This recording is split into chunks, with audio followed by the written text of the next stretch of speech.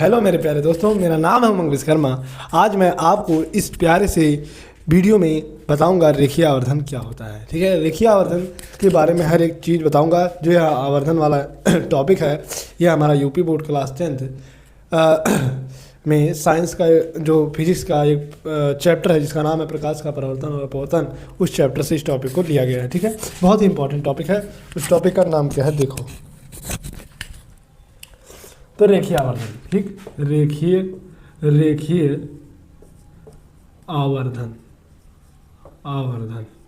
रेखीय आवर्धन को हम स्मॉल एफ से, ठीक है, स्मॉल एफ से क्या कहते हैं, प्रदर्शित करते हैं, ठीक है, प्रदर्शित करते हैं, ठीक है, प्रदर्शित करते हैं स्मॉल एफ से। तो रेखीय आवर्धन का फार्मूला होता है m equal I by O equal h dash upon h equal v by u। ये इसका फार्मूला होता है। ठीक है, ये इसका रेखीय आवर्धन का क्या है, फार्मूला है। ठीक है, रेखीय आवर्धन को हम स्मॉल एफ से प्रदर्शित करते हैं। रेखीय आवर्धन का फार्मूला होता है m equal I upon O equal h dash upon h equal v upon u। तो इन सभी में I O h dash h v u ये हैं क्या भाई, कि क्या है।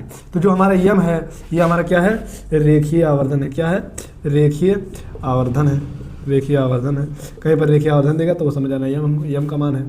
आई हमारा है, आई हमारा क्या है, प्रतिबिंब की लंबाई। क्या, प्रतिबिंब की लंबाई। ठीक है, लंबाई। और जो ओ हमारा है, ओ ये हमारा है वस्तु की लंबाई। क्या, वस्तु की लंबाई। जो h हमारा है, h डैश, यह हमारा है प्रतिबिंब की ऊंचाई। क्या, प्रतिबिंब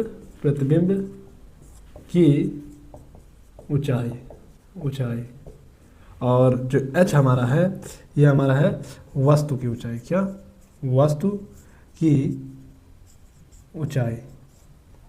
जो हमारा v है, यह हमारा है प्रतिबिंब की दूरी। क्या है, प्रतिबिंब की दूरी।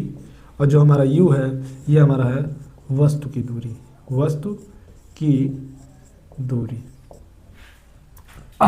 अब देखो, जो हमारा यह रेखीय आवर्धन होता है I upon O equal H upon H V equal V upon U. तो जो हमारा आई होता है यह हमारा होता है प्रतिबिंब की लंबाई। यदि आपको क्वेश्चन में दे दे कि एक वस्तु की लंबाई इतनी है और उसकी प्रतिबिंब की लंबाई इतनी है, तो आप बताइए इसका आवर्धन कितना होगा।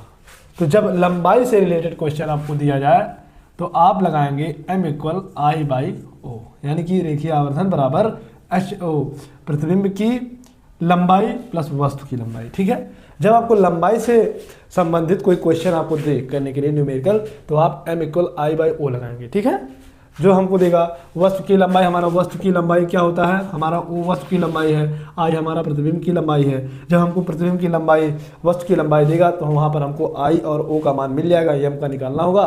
तो जैसे सूत्र है वैसे उनके स्थान पर वैसे उनके मान को रख करके यम का मान यानी कि आवर्धन का मान निकाल लेंगे। ये भाई ये रही बात लंबाई। जब आपको लंबाई से रिलेटेड क्वेश्चन दे तो M equal I by O लगाएंगे। जब आपको ऊंचाई से ऐसे दे दे कि एक वस्तु की ऊंचाई इतनी है, उसकी प्रतिबिंब की ऊंचाई इतनी है, तो आप बताइए आवर्धन क्या होगा। जब इस तरह के क्वेश्चन दे मतलब ऊंचाई से संबंधित जब आपको क्वेश्चन दे, लंबाई से दे तो क्या लगाएंगे, यम इक्वल आई बाई ओ लगाएंगे। जब आपको ऊंचाई से संबंधित क्वेश्चन दे तो M equal H dash upon H लगाएंगे। ठीक है, जब आपको क्वेश्चन में देगा लंबा इसकी ऊंचाई बताइए, इसकी ऊंचाई इतनी है, इसकी ऊंचाई इतनी है, तो आवर्धन चाहिए, तो आप लगाएंगे m equal H dash upon H. ठीक है, यह हमारे किससे संबंधित है, ऊंचाई से। किससे, ऊंचाई से। यह हमारा लंबाई से। ठीक, जब आपको दूरी से संबंधित क्वेश्चन दे, दूरी से, लंबाई के लिए देगा तो क्या, आई बाई ओ, ऊंचाई के लिए देगा तो एच डैश अपान एच। ठीक, उसके बाद एच डैश अपान एच हो गया। उसके बाद लिखेंगे जो हमारा क्या हो गया, जब दूरी से संबंधित क्वेश्चन दे, ये हमारा आई बाई ओ हमारा लंबाई से हो गया, एच डैश अपान एच हमारा ऊंचाई से हो गया।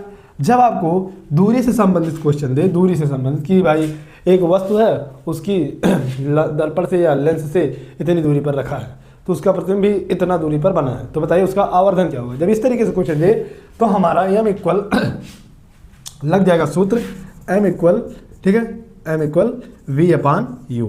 v क्या है, प्रतिबिंब की दूरी, u क्या है, वस्तु की दूरी, क्या है, वस्तु की दूरी। तो जब आपको दूरी से संबंधित क्वेश्चन दे तो आपको लगाना है m इक्वल m बराबर v अपान u, जब आपको दूरी से संबंधित क्वेश्चन दे। जब आपको लंबाई से संबंधित क्वेश्चन दे तो m equal i by o। जब आपको ऊंचाई से क्वेश्चन संबंधित क्वेश्चन दे तो आप h डैश अपान h दे देंगे, ठीक है।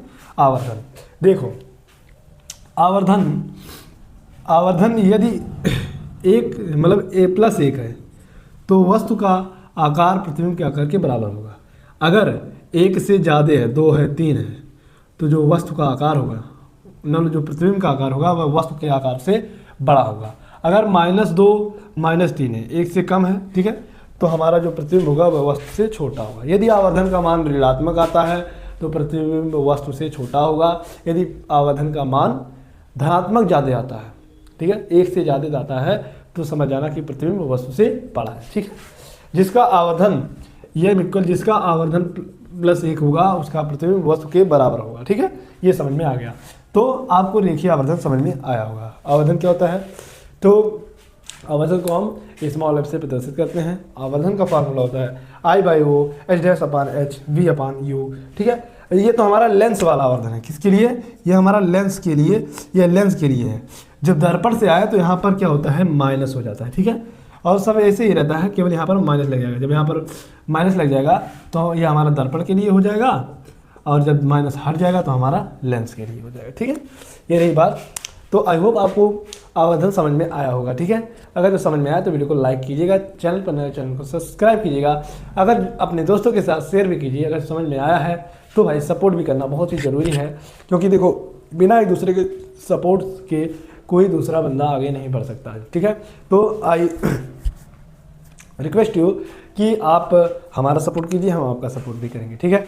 तो आई होप आपको इतना समझ में आया होगा। ये हमारा फार्मूला पे कंसेप्ट, फार्मूला से रिलेटेड छोटा सा वीडियो था, तो आपको समझ में आएगा। मिलते हैं नेक्स्ट वीडियो में, तब के लिए bye bye, love you all, take.